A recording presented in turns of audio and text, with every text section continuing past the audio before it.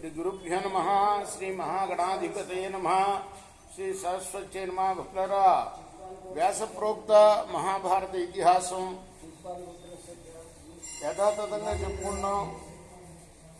ప్రతి శ్లోకం దాని అర్థం. ఇందులో భాగంగా నిన్నటి వరకు మనం ఆది సభ అరణ్య విరాట ఉద్యోగ భీష్మ ద్రోణ కర్ణ శల్య సౌప్తిక స్త్రీ పర్వాలనే 11 పర్వాలు పూర్తి చేసాం. 18 పర్వాల్లో 12వదైన శాంతి పర్వంలో కూడా 198 అధ్యాయాలు పూర్తి చేసి 199వ అధ్యాయంలోని 61వ శ్లోకం వరకు చెప్పుకున్నాం. ఈ రోజున 62 నుండి కొనసాగిద్దాం. కొనసాగించే ముందు వ్యాస భగవాను ప్రార్థన చేసుకుందాం. వ్యాసాయ విష్ణు రూపాయ వ్యాస రూపాయ విష్ణవే నమో వై బ్రహ్మనిదయే వాసిష్ఠాయ నమో నమః. నారాయణం నమస్కృత్య నరం చైవ నరోత్తమం దేవీం సరస్వతిం వ్యాసం తతో జయముదీరయే. అంజనానందనం వీరం జానకీ శోకనాశనం కపీ సమక్షంతారాం వందే లంకా భయంకరం. సదా నింబవృక్షస్య మూలాధివాసాత్ సుధాశ్రావిణం తిక్తమప్యప్రియంతం తరుం కల్పవృక్షాదికం సాధయంతం నమామీశ్వరం సద్గురుం సాయినాథం సమర్థద్గురు సాయినాథ్ మహారాజ్ की जय. నయజ్ఞాచయనే దానం నియమాస్తారయంతి యథా సత్యం పరే లోకే తదేహ పురుషర్షభ పురుషోత్తమ. పరలోకంలో సత్యం తరింపచేసినట్లుగా యజ్ఞం కానీ అధ్యయనం కానీ దానం కానీ నియమాలు కానీ తరింపచేయలేవు. సత్యవాక్యం అంత గొప్పదనమాట. అందుకోసమే వేదం కూడా సత్యం వద ధర్మం చరా అన్నారు. కాబట్టి ఇక్కడ ఏం చెప్తున్నారు? యజ్ఞం కన్నా కూడా, అధ్యయనం కన్నా కూడా, దానం కన్నా కూడా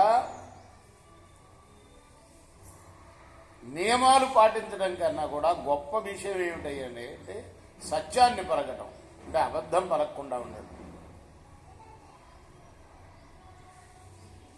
తపాంసియాని చీర్ణాని చరిష్యంతి చ యత్తపః శతై శత సహస్రైశ్చ తై సత్యాన్న విశిష్యతే.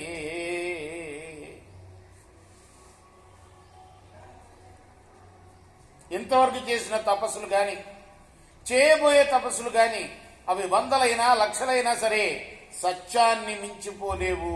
సత్యమేకాక్షరం బ్రహ్మ, సత్యమేకాక్షరం తప, సత్యమేకాక్షరో యజ్ఞ, సత్యమేకాక్షరం శృతం. సత్యమే పరబ్రహ్మ, సత్యమే నశించని తపస్సు, సత్యమే అక్షర యజ్ఞం, సత్యమే అక్షర వేదం. సత్యం వేదేషు జాగర్తి ఫలం సత్యే పరం స్మృతం సత్యాత్ ధర్మోత్తమస్యైవ సర్వం సత్యే ప్రతిష్ఠితం. వేదాల్లో సత్యమే నిలిచి ఉంటుంది. సత్యఫలమే సర్వశ్రేష్టమైన ఫలం. సత్యం ద్వారానే ధర్మం, ఇంద్రియ నిగ్రహం కలుగుతాయి. సర్వము సత్యం మీదనే ఆధారపడి నిలుస్తుంది. సత్యం వేదాస్తథాంగాని సత్యం విద్యాస్తథా విధి వ్రతచర్యా తథా సత్యం ఓంకార సత్యమేవ చ. సత్యమే వేదాలు, సత్యమే వేదాంగాలు, సత్యమే విద్యలు, సత్యమే విధి, సత్యమే వ్రతాచరణం, సత్యమే ఓంకారం. ప్రాణినాం జననం సత్యం, సత్యం సంతతిరేవ చ. సత్యేన వాయురభ్యేతి, సత్యేన తపతేరహి. సత్యమే ప్రాణులకు జన్మనిచ్చేది, సత్యమే సంతతి.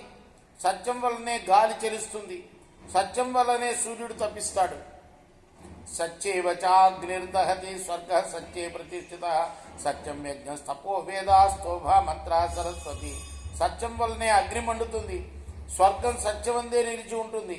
యజ్ఞం, తపస్సు, వేదాలు,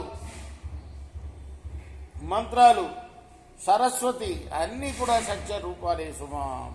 తులామారోపితో ధర్మ సత్యం చైవేతిన శృతం సమకక్షాం తులయిత యత సత్యం తతోధికం. రెండు వైపులా సమానమైన బరువు గల త్రాసులో సత్యాన్ని, ధర్మాన్ని ఇరుపక్కలా ఉంచి చూస్తే సత్యం వైపే అది త్రాసు మొగ్గు చూపుతుంది.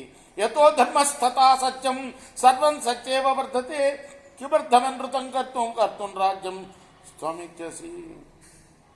ధర్మం ఉన్న వైపే సత్యం ఉంటుంది. సత్యం వల్లనే అన్ని వృద్ధి పొందుతాయి. రాజా, అసత్యమైన కర్మం చేయాలని ఎందుకు అనుకుంటున్నావు? సత్యే కురు స్థిరం భావం మారజన్నవృతం అనృతం కృధా కస్మాత్వం అనృతం వాక్యం దేహేతి కురుషేసు. రాజా, సత్యం మీదనే స్థిరంగా ఆలోచన నిలుపుకో, అసత్య వ్యవహారం వద్దు. యాతన ఇష్టం లేని వాడిని దేహి అని అశుభోచనాన్ని పలుకుతావు ఎందుకు?